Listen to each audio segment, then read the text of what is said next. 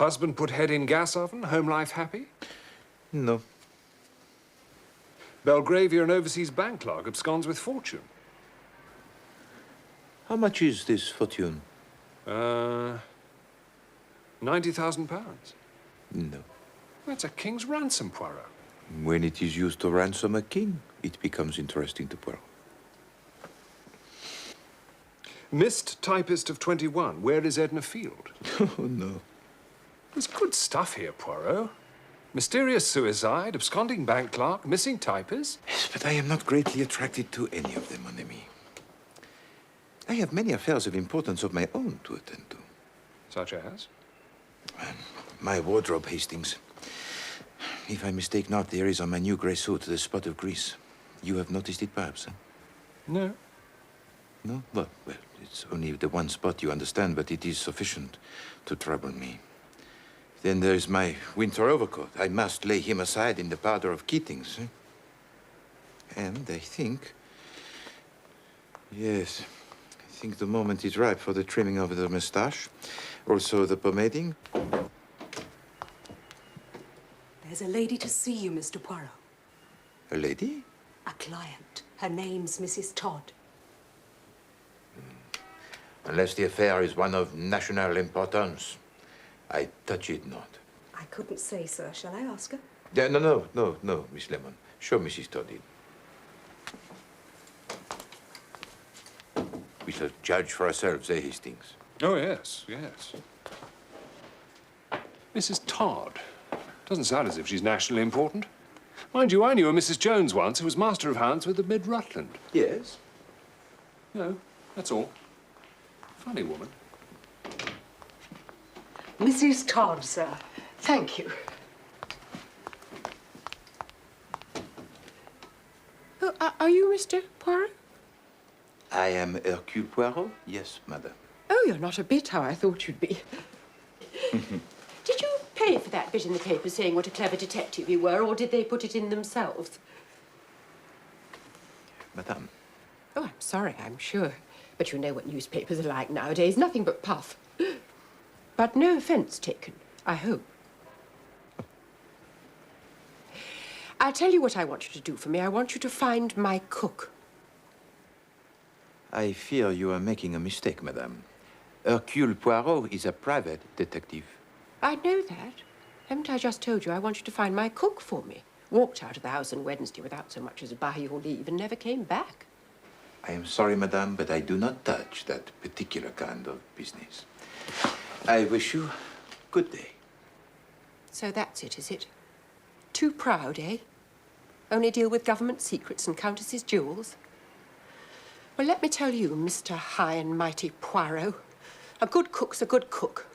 And when you lose one, it's as much to you as pearls out of some fine lady.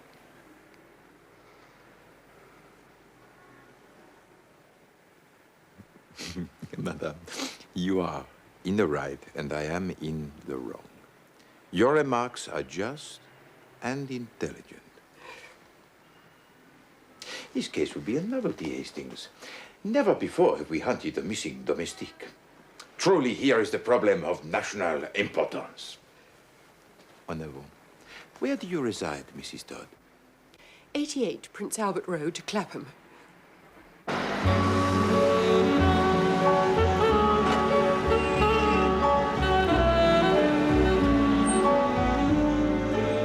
You say this jewel of a cook went out on Wednesday and did not return? Wednesday, yes, it was her day off.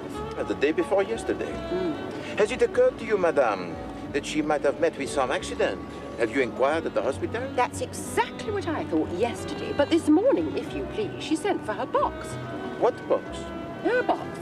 Her trunk. Luggage. Oh, I see. Will you describe her to me, madame? Oh, she's most respectable. 10 years in her last place. Middle-aged, grey-haired, thin. And her name? Dunn. Eliza Dunn. This is Clapham. There's the common.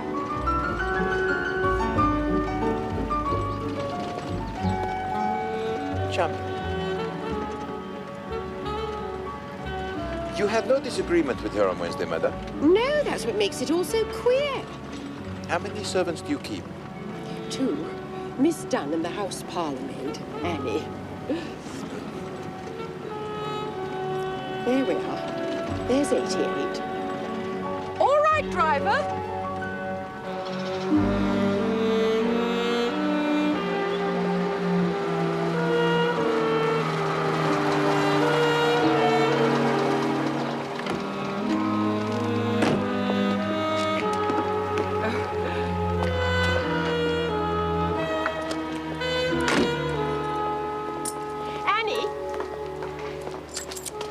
Hastings, my friend, promise me one thing. What's that, Poirot? Never, but never must Chief Inspector Japp hear that I investigated such a case. Marvel's the word, old boy.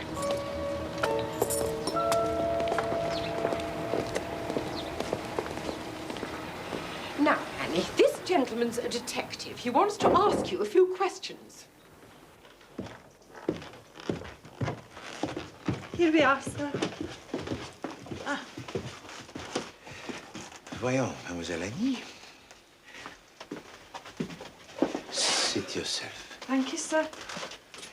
All that you shall tell us will be of the greatest importance, Annie.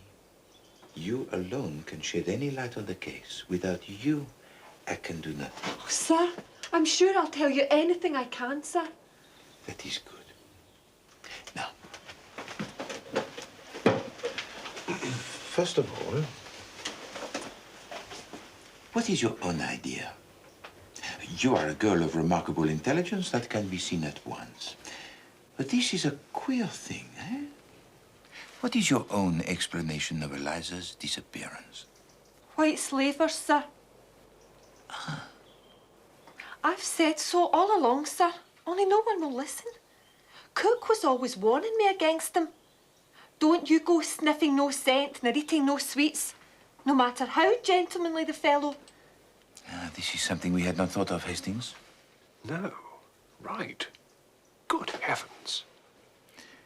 But would she have sent for her trunk? Beg pardon, sir? Miss Dunn sent for her trunk, I believe. Now, if she had truly been taken by these white slavers, would she have sent for her luggage? Well, I don't know, sir. She'd want her things, wouldn't she? Even in foreign parts, she'd want her things. Who came for her trunk, Annie? The carriers, sir. The men from Carter Patterson. And did you pack it for her? No, sir. It was already packed and corded. That is interesting.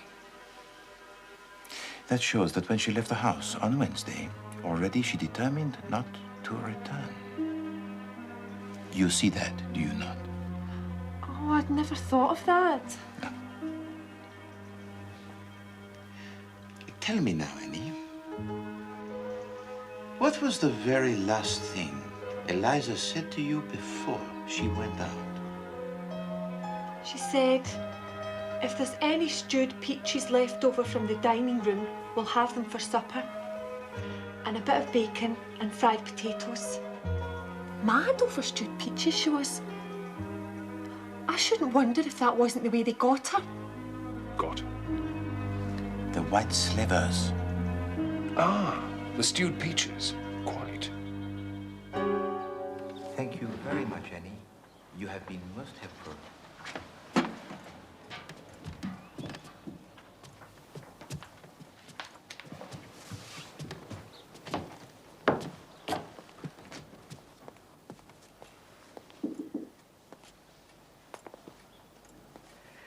Was she saying things about me? Not at all. Only things of the pleasantest nature. But for a woman of your intelligence, madame, it would be tiresome to bear with patience the roundabout methods we plodding detectives have to use. Oh, I see. Well, I wouldn't say there was all that much difference between us, Mr. Poirot. Mind you, I was always very good at general knowledge at school. There. And your husband, too, I'm sure, is the intellectual, yes? Yes. Yes, he does very well with figures. A successful businessman? With the Prudential, yes, in the city. What about the other inmates of the house, madame? Oh, you mean Mr. Simpson, our paying guest? What is his profession, madame? Oh, he's in business, too, with the Belgravia and Overseas Bank. A young man, is he? 28, I believe. He's a nice young fellow. Well, they'll both be in at about 6 if you want to see them. An excellent suggestion, madame. Well, my colleague and I will take a turn on your famous common for 1 hour.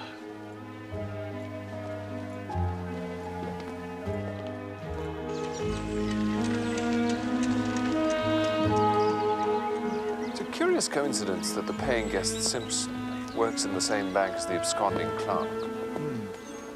They must have known each other. Perhaps. Or possibly Davis visited Simpson, fell in love with the cook, and he persuaded her to accompany him on his flight. Come, Hastings. Let us go back to the Prudential, Monsieur Todd.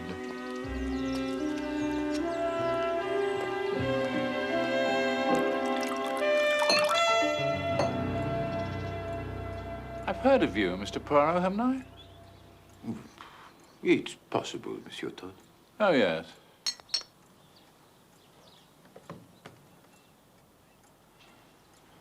I follow crime, you know.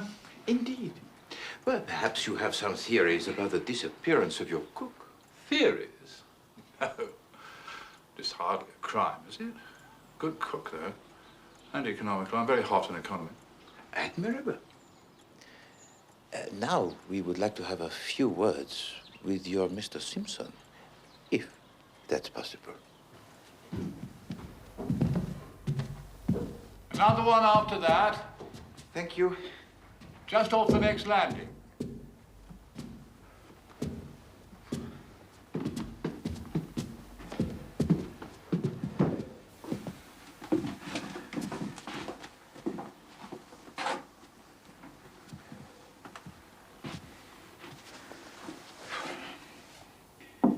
Mr. Simpson?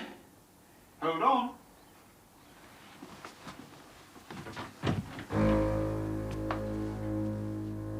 Yes. Mr. Simpson, my name is Poirot. Hercule Poirot. Oh,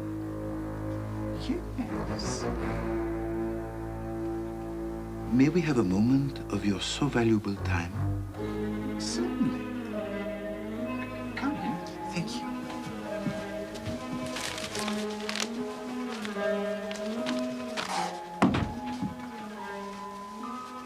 Mr. Simpson, Mrs. Todd has engaged me to find Eliza Dunn,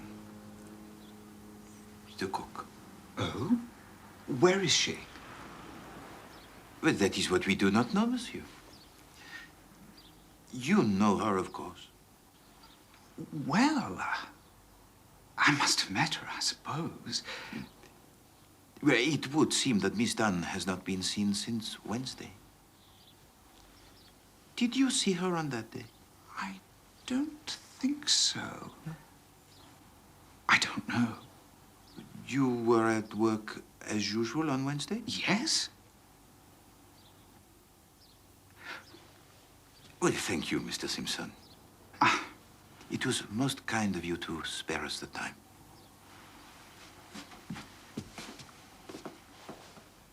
Tell me, Mr. Simpson, what does a young fellow find to do around here of an evening, huh? Oh, the usual things, you know. Oh, with musical evenings, amateur theatricals, that kind of thing? Yes, I suppose so. But you do not interest yourself, hmm? Afraid not. No. Thank you.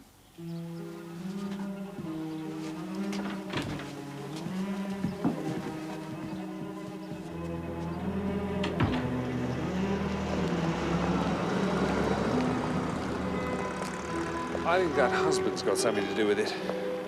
To do with the missing cook? There's something about him I don't trust. Merely because a man does not offer you a drink, Hastings, does not mean that he is necessarily guilty of other crimes. Well, there doesn't seem to be any crime at all, as far as I can see. No, it is a curious case, full of contradictory features. I am interested. Oh, yes. I am distinctly interested.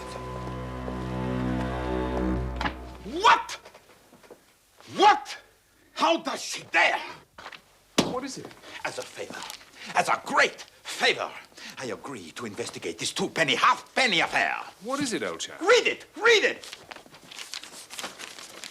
Mr. Todd regrets that after all his wife will not avail herself of Mr. Poirot's services. Yeah. After talking the matter over with me, she sees that it is foolish to call in a detective about a purely domestic affair. Yeah. Mr. Todd encloses a guinea for consultation fee. Is this to be believed, huh? Do they think they can get rid of Hercule Poirot like that, huh? No! No, no, no, no, no, no! 36 times! No! They send me 1 guinea, huh? No! I will spend my own guineas. 3,600 of them, if need be. But I will get to the bottom of this matter. If Eliza Dunn will communicate with this address,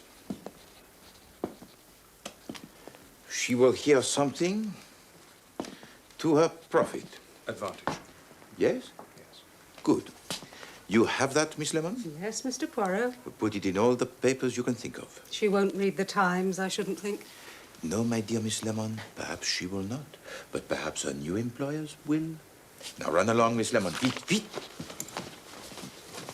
And you, Hastings, do not you run away with such celerity. I have work for you too. Oh, as a matter of fact, I was thinking of popping down to Sandown this afternoon. No, no, no. You do not pop. Well, there's a horse running a pal of mine owns a leg of. When he owns 4 legs, I pop with you. But now it's time for work, yes?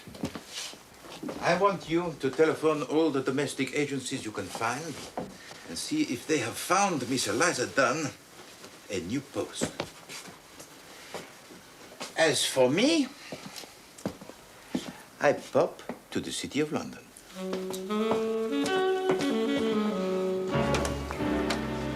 And Mr. Simpson was at work as usual on Wednesday? Oh, yes, Mr. Simpson is an excellent timekeeper. Though, to tell the truth, he was absent on Thursday with a cold. You have been most helpful, Mr. Cameron. Thank you. Glad to be of assistance.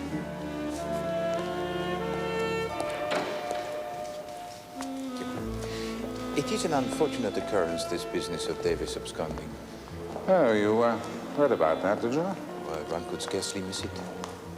Well, the newspapers love scandals about banks. That is human nature, Mr. Cameron. But it is comforting for us mere mortals to know that banks, too, have their difficulties. Again, I thank you, monsieur.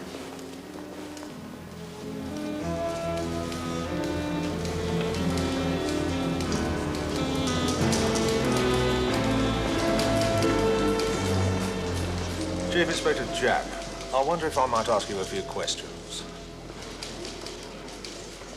You and Davis are friends, I believe, Mr. Simpson. That's right. I can't believe this of him. There must be some mistake. If I told you, sir, the number of times I've heard that said. If you had to hazard a conjecture, Mr. Simpson, as to where Davis might go if he wanted to hide, where would you say? I don't know. He was fond of Broadstairs. Yes, I was thinking of somewhere a little more exotic than that, sir. Foreign parts, even. Oh, I don't think he's ever been abroad. You were at work as usual on Wednesday, were you, Mr. Simpson? It's Thursday you want to know about, surely. And I was away on Thursday. No, Mr. Simpson.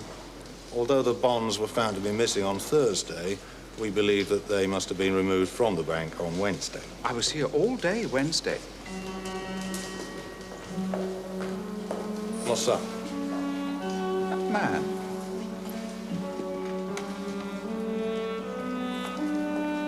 What about it? He was at my diggings yesterday. Was he, by George?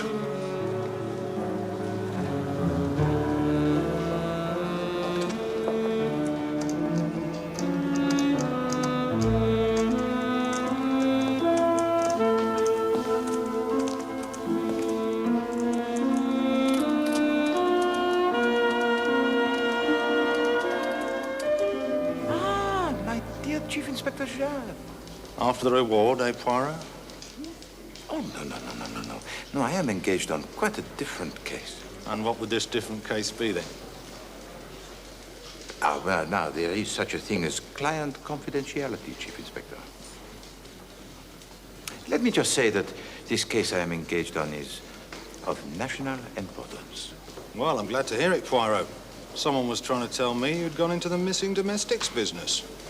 No, I said. Not Poirot, I said. Hard times or not, he wouldn't fall that far.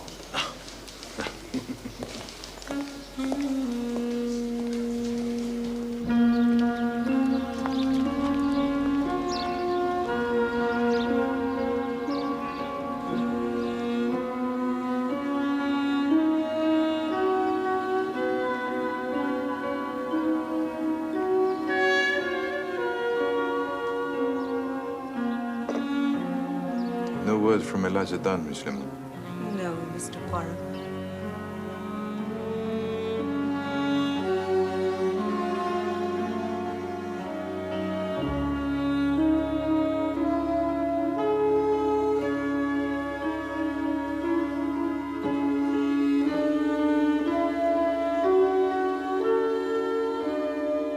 Another letter from the Duchess of Wrexham.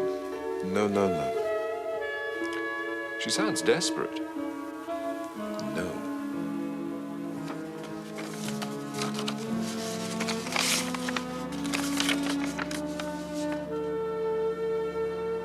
Good heavens.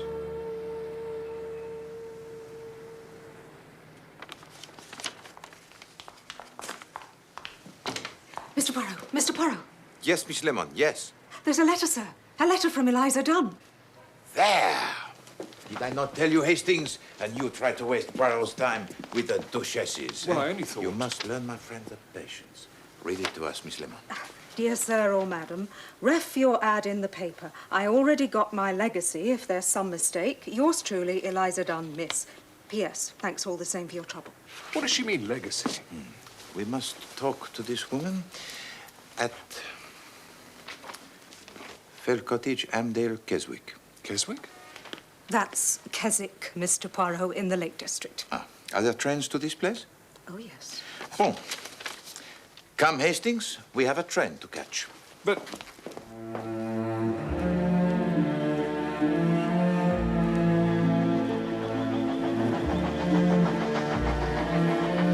Look at it, Hastings. Not a building in sight. Not a restaurant. Not a theater. Not an art gallery. A wasteland. I thought you liked the country. But this is not the country, my friend. The country is full of trees and flowers and public houses. This is a desert. I don't know why we've come all this way anyway. You found the cook. No, the cook is but the beginning of the story, Hastings. We are on to bigger things.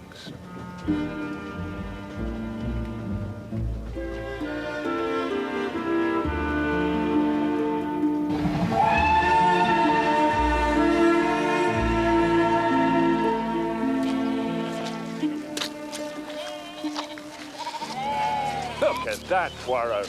Look at that view. Yes, well, views are very nice, Hastings.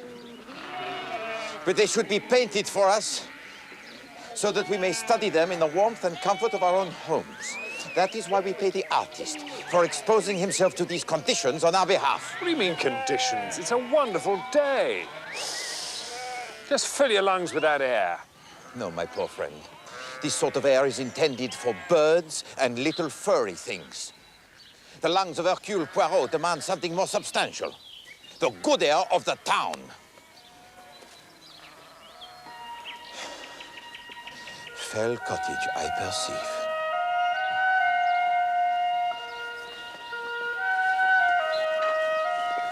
We have got the right Eliza Dunn, have we? I mean, what's she doing all the way up here? That is what we are here to find out.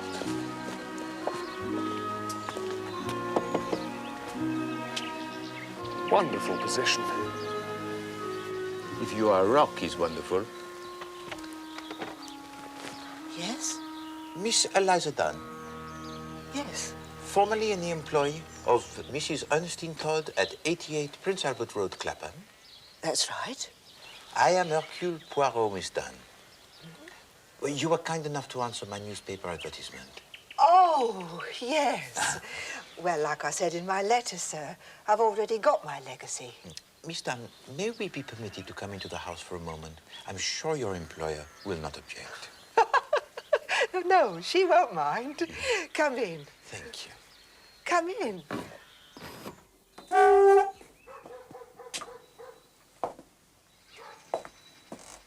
The reason I laughed, sir, I'm sorry, is I don't have no employer, see? This is my house. Oh, Miss Dunn, forgive me. That's all right, sir. You wasn't to know. This is part of my legacy, see? Oh, sit down, do. Thank you.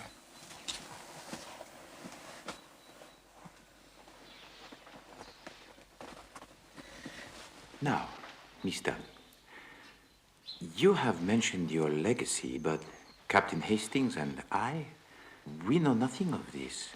What was the ad then? Your late mistress, Mrs. Todd, was much concerned about you. She feared some accident might have befallen you. But didn't she get my letter? No, she got no letter. She got no word of any kind. Oh, dear, sir. I gave the letter to Mr. Crotchet. I said most particular he was to give it to Mrs. Todd. Oh, dear. Well, perhaps you would recount to Captain Hastings and me the whole story? Well, Wednesdays is my day out. And it was last Wednesday that it all started like. The stone which the builders rejected, the same has become the head of the corner. I'd been over to see my friend in Oxton and I was on my way home when a gentleman stopped me. He said he'd been asking for me at number 88. Then he told me some story about an old friend of my grandmother's in Australia leaving me a house and some money in her will. Well, I didn't believe him at first. And then he showed me this letter. It will be the stone which the builders have rejected. Who was these lawyers, Hurst and Crotchet, 127 Wentworth Way, Melbourne? Well, one of them is right here, Miss Dunn.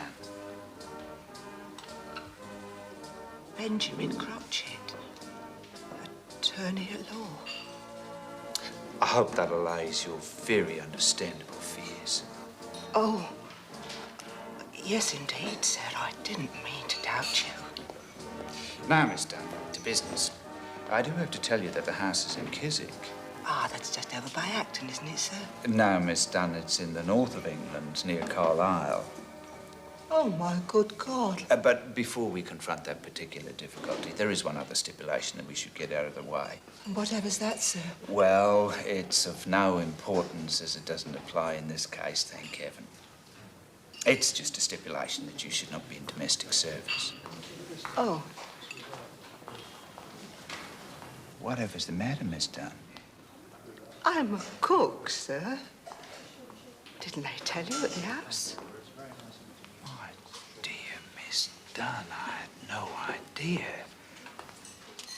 This is very unfortunate. Will I have to lose the money, sir? And the house, sir? Sounds ever so nice. Even if it is a bit out of the way. I believe I have it. We lawyers always know a thing or two. The way out here is for you to have left your employment before we met. But we have met, sir, I mean, and I haven't. Haven't you? No. Haven't you, Miss Dunn? No.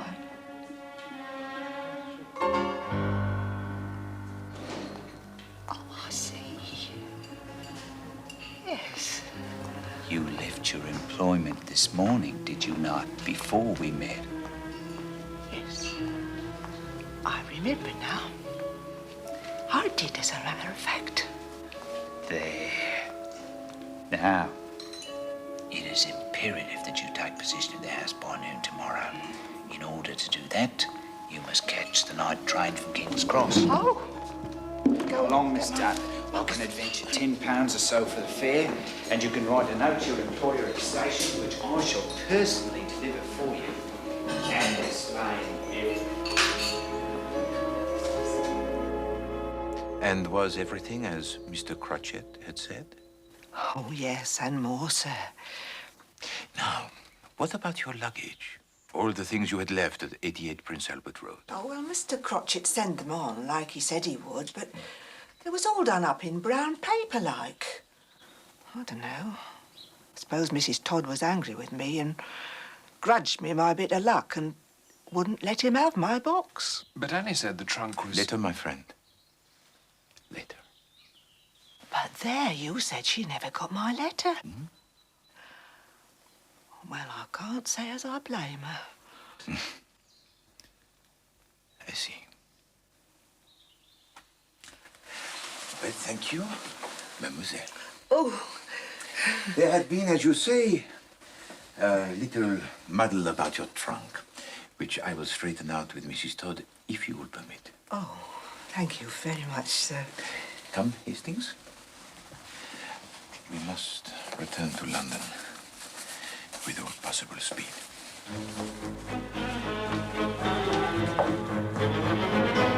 Is there nowhere you can contact the Chief Inspector Japp? Then telephone him at his home. Yes, of the greatest urgency. Tell him he should not be looking for Davis. He should be looking for Simpson. No, not Davis, but Simpson!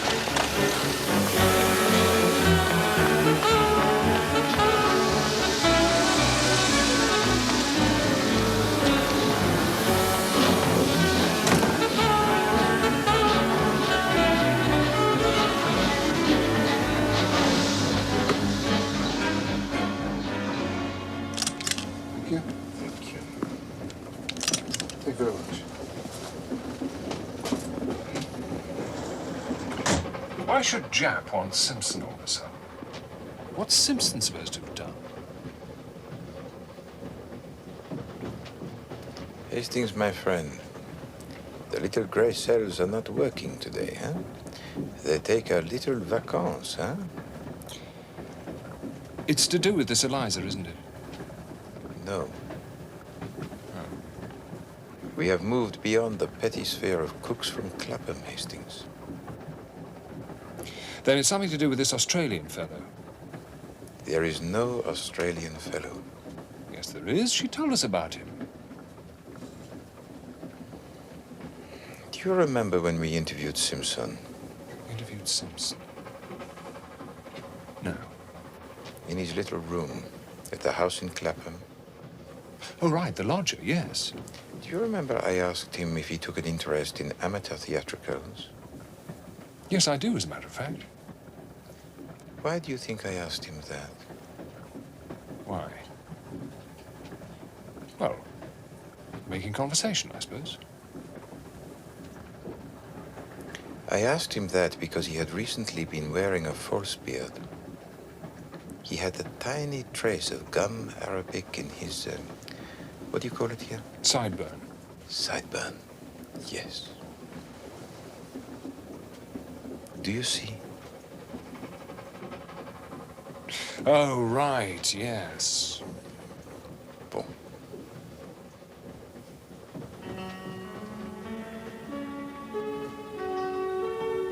The Australian was Simpson in a false beard.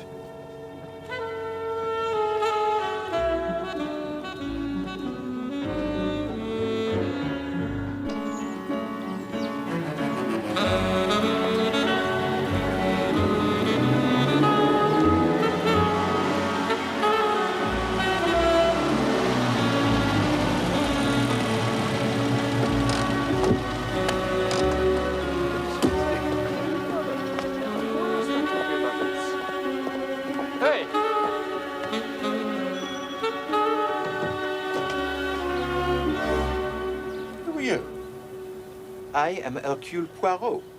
Who are you? Sarge, there's some French gent at the door. No, no, no, no, no. I am not some French gent. I am some Belgian gent. Well, well, well, and if it isn't Mr. Poirot? It is. Is the lady of the house in? The Chief Inspector's here. Mr. Poirot! Ah, Mrs. Todd, good I don't know how you have the impertinence to show your face here again. But, Mrs. Todd... You were paid off, Mr. Poirot. You were paid off handsomely. Well... And then look at this. We've got policemen crawling all over the house. Yet... You're not too popular in Clapham this morning, Poirot. Bit of a wild goose chase, this. As far as we can ascertain, this Mr. Simpson of yours is a perfectly respectable young bank employee who happens to have gone home to his family. We have the Shropshire Constabulary checking that at the moment. I only wanted to ask... No. Well, perhaps you'd be interested to know... No, I wouldn't. Good day, Mr. Poirot. Poirot?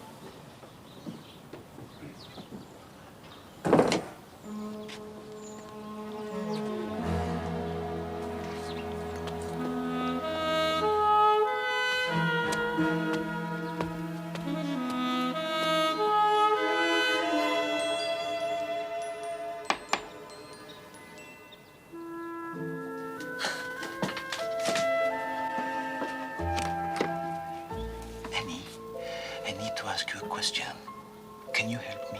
I'll try, sir. Last Friday, the Cutter Patterson came to collect Eliza's trunk, yes? Her box? Yes, sir. You were here when he came? Oh, yes, sir. I had to show them up to Eliza's room for them to take it up. Boom. It was ever so heavy, sir. It took 3 of them to get it down the stairs. You all right, sir? Of course. Tell me, Annie, you said her box was already packed. Oh, yes, sir. Packed, locked and corded. Quite a thick rope round it and done up ever so tight. Did it have a label on it? Yes, it did, sir. With an address? Just a name. Miss Eliza Dunn, it said. Twickenham Station, to be called for. Very well, Annie. Thank you. Au revoir. Au revoir, sir. Excellent.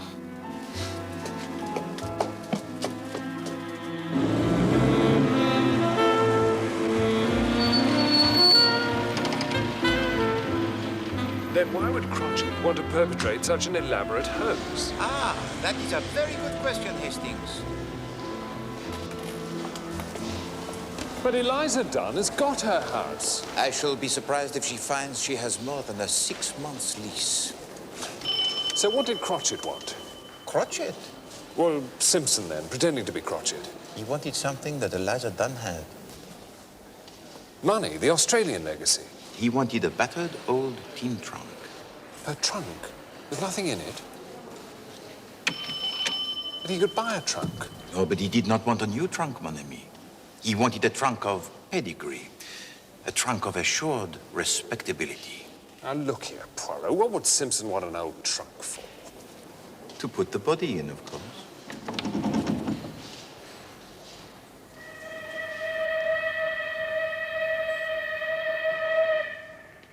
Sent it on to Glasgow, Gov, to await collection there. But how do you know this? You have not consulted your records. I don't need to consult my records, Gov, do I? What do you mean, body? What body? Is he with you?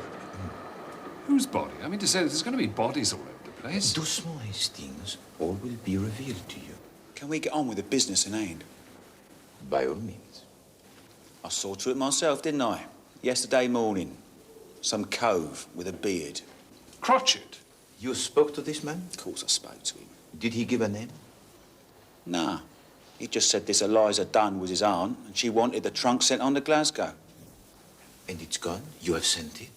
Nah. Every Friday, the Southern Railway pays me huge amounts of money, so I won't do that sort of thing. I think he's being sarcastic, Poirot. No. No, Hastings. He is a good man. He is doing the job of great responsibility.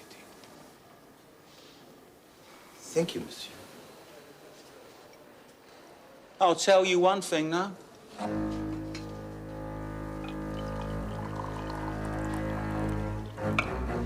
And what is that, monsieur? Are you looking for this bloke or something? Well, of course we're looking for him. I'm talking to the engineer, not the oil rag. Now, look here. No, Hastings. What is this one thing you will tell us, monsieur? All right. I'll tell you. I'll tell you where he is. There. Go on. Well, at least where I think he is. Ah, a bit less sure now. I bet he is. I bet he's where I say. And where do you say? Bolivia. There. Bolivia. That's in South America. And what is it that makes you think he is in Bolivia? Well, going there, at least, on his way, like. He has to pay for this trunk to be sent on to Glasgow, see? I see. He takes out a wad of notes, choke a cart horse it would. There's a few English notes there, which he pays what he owes me with. But I couldn't help but notice most of the other notes were Bolivian. Hastings, this gentleman is a genius. How do you know they were Bolivian? Well, one tiny little thing was, they had Bolivia written all over them, didn't they?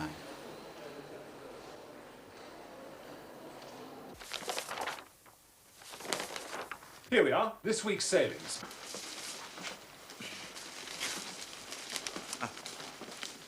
Nothing for Bolivia today. Bolivia is a landlocked country, Hastings. Ah, that explains it then. One sails to Buenos Aires and goes by train from there. What lovely names they all have. Queen of Heaven sailing for Caracas. Thank you, Miss Lemon. Can we stick to Buenos Aires, please? Ah, here we are. The S01E01 from Southampton at 1 a.m.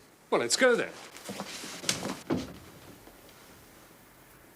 Are we looking for Simpson or the trunk? Simpson, of course. The trunk is in Glasgow. But first, Scotland Yard.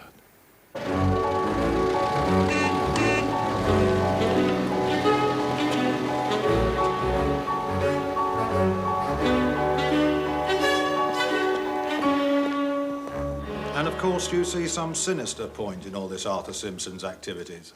Oh, yes, of course, Chief Inspector. 6 months' rent on a house, £150 to Miss Dunn. It is not much to assure the success of his plan.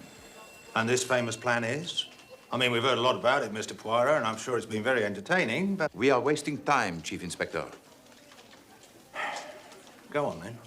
His plan, of course, is to steal £90,000 worth of negotiable securities from the Belgravia and Overseas Bank.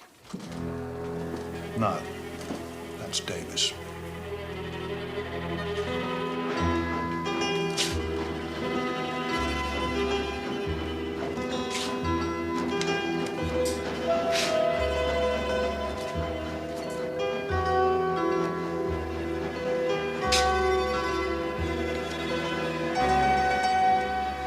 Here it is, Sergeant. Chief Inspector Japp speaking. Oh, yes, Sergeant. Good. Good. It's Glasgow. They found the trunk. And? What do you mean, and? Have they opened it? Sergeant Hendry, have you opened the trunk? Ah, yes, I see. Apparently they need a warrant up there. Mon Dieu, there is a body in that trunk. A body. Look, Sergeant, there seems to be the possibility there's a body in that trunk. Yes, a dead body. You will? Right, thank you. He thinks that may expedite matters. He's going to ring me back. Now then, what body? Whose body? Davis, of course. This is nonsense, Poirot. Davis stole those securities from the bank. Davis is the one who disappeared the day after.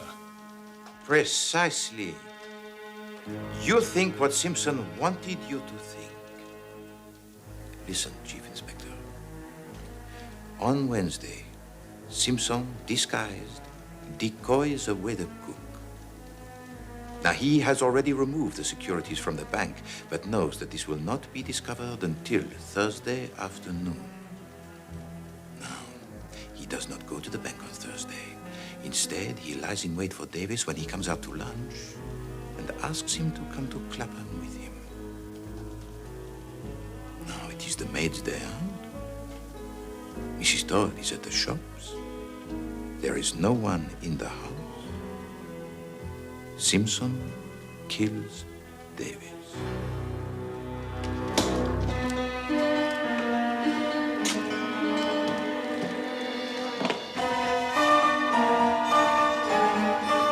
The one difficulty for a murderer is the disposal of the body.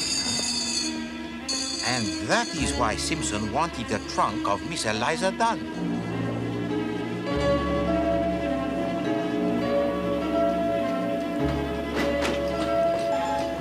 And now, if I am not much mistaken, my friends, it is here we will apprehend our murderer.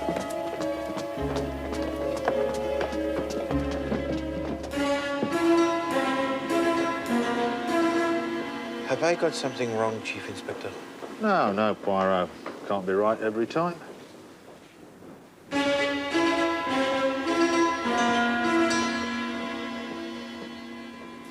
Mon Dieu, I am wrong. I am wrong. Officer, where does the Queen of Heaven sail from tonight? Why, from Pier 5, sir, over there. Poirot, where are we going? The Queen of Heaven sails for Caracas tonight. I remember it from the time. Yes, but Caracas isn't in Bolivia, is it? What the porter saw on the banknote was not Bolivia. What was it then? It was Bolivar. And the Bolivar is the unit of currency in Venezuela. Our friend is on his way to Venezuela.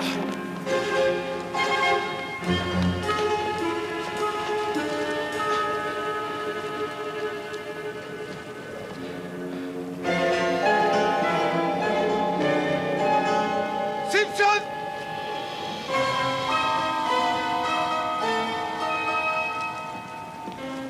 Stop that man!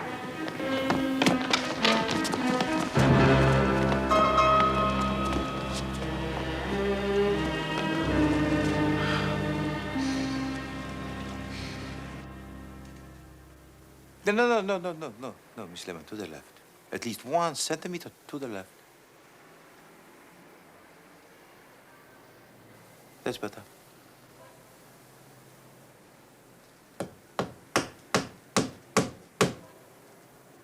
Voila.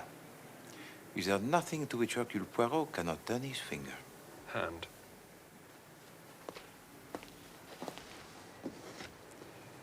Pay to Hercule Poirot the sum of 1 guinea only, Ernest Todd. It is to me, Hastings, a little reminder. Never to despise the trivial, but the undignified. A disappearing domestic at one end, a cold-blooded murder at the other.